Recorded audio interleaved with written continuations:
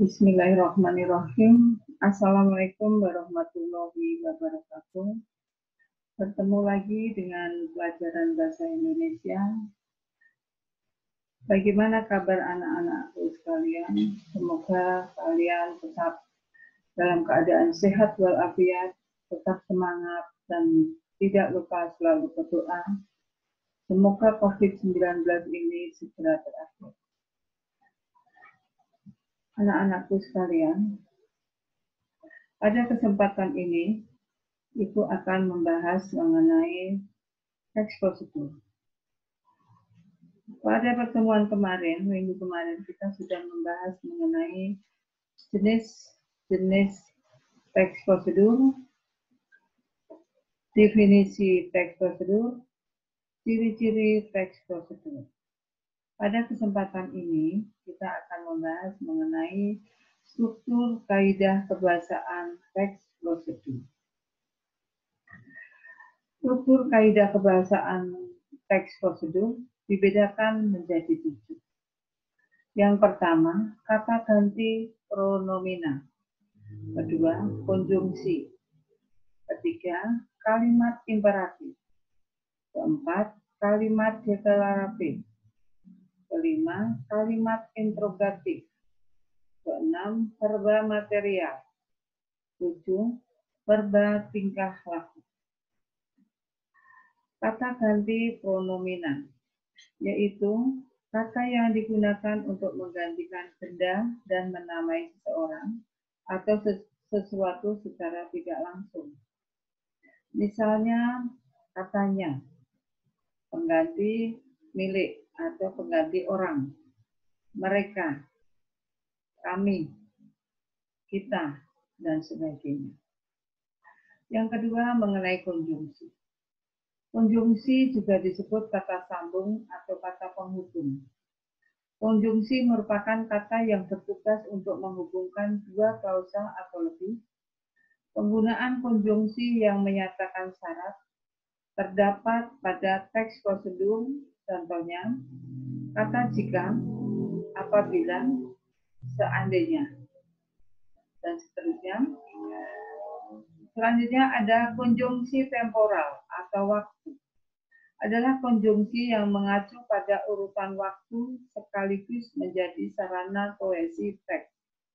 Seperti kemudian, setelah, pertama, lalu, setelah itu, selanjutnya, dan berakhir. Yang selanjutnya kalimat imperatif. Kalimat imperatif adalah kalimat yang mengandung perintah. Kalimat imperatif berfungsi untuk meminta atau melarang seseorang melakukan sesuatu. Teks prosedur mengandung banyak perintah. Contohnya, A. Cairkan coklat batangan sehingga meleleh di panci yang bersih. B. Selanjutnya, masukkan margarin lalu aduk rata bersama coklat. C. Masak sampai kedua bahan menyatu sempurna, lalu matikan api dan biarkan sampai hangat bubuk. Selanjutnya, kalimat deklaratif. Kalimat deklaratif adalah kalimat yang berisi pernyataan. Kalimat deklaratif berfungsi memberikan informasi ataupun berita. Jika contoh-contoh kalimat imperatif tersebut diubah menjadi kalimat deklaratif, kalimat-kalimat tersebut dapat disajikan sebagai berikut. Apabila proses pembuatan sudah selesai, angkat dan dinginkan sabun cuci piring di udara terbuka. Setelah itu, masukkan sabun cuci piring ke dalam botol yang sudah disediakan. Sabun cuci piring pun siap dipakai atau dipasarkan. Selanjutnya mengenai kalimat interrogatif. Kalimat interrogatif adalah kalimat yang berisi pernyataan. Kalimat interrogatif berfungsi untuk meminta informasi untuk sesuatu. Kalimat interrogatif dapat dibagi menjadi interrogatif yang menuntut jawaban ya atau tidak, dan kalimat interrogatif yang menuntut jawaban yang berupa informasi. Contoh kalimat interrogatif yang menggunakan jawaban ya atau tidak. A. Apakah Anda mengenal petugas? B. Apakah Anda memahami kesalahan Anda? Contoh kalimat interrogatif yang menuntut jawaban yang berupa informasi. A. Mengapa Anda menyerahkan STNK kepada petugas? B. Siapakah yang menolak tuduhan? Selanjutnya, verba material. Verba material adalah verba yang menunjukkan perbuatan fisik atau peristiwa, misalnya membaca, menulis, dan memukul. Pada verbal material terdapat partisipan yang dilakukan sesuatu yang disebut aktor dan partisipan yang lain tidak selalu ada yang dituju oleh verba tersebut yang disebut sasaran.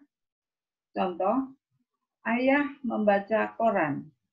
Ayah di sini sebagai aktor, membaca verba material, koran sebagai sasaran.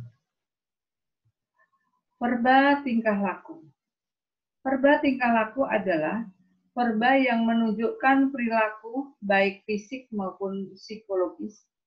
Yang pertama disebut verba tingkah laku, yaitu verba yang menunjukkan perpaduan antara ucapan dan verba perilaku. Misalnya, memuji, menggerutu, mentertawakan. Verba mental yaitu verba yang menunjukkan perpaduan antara ungkapan perasaan. Contohnya, mengagumi, mencintai, dan menyayangi. Demikian penjelasan mengenai kaidah teks prosedur dari Ibu. Semoga kalian mudah menerima dan memahami materi pada hari ini. Tetap semangat. Terima kasih atas perhatiannya. Wassalamualaikum warahmatullahi wabarakatuh.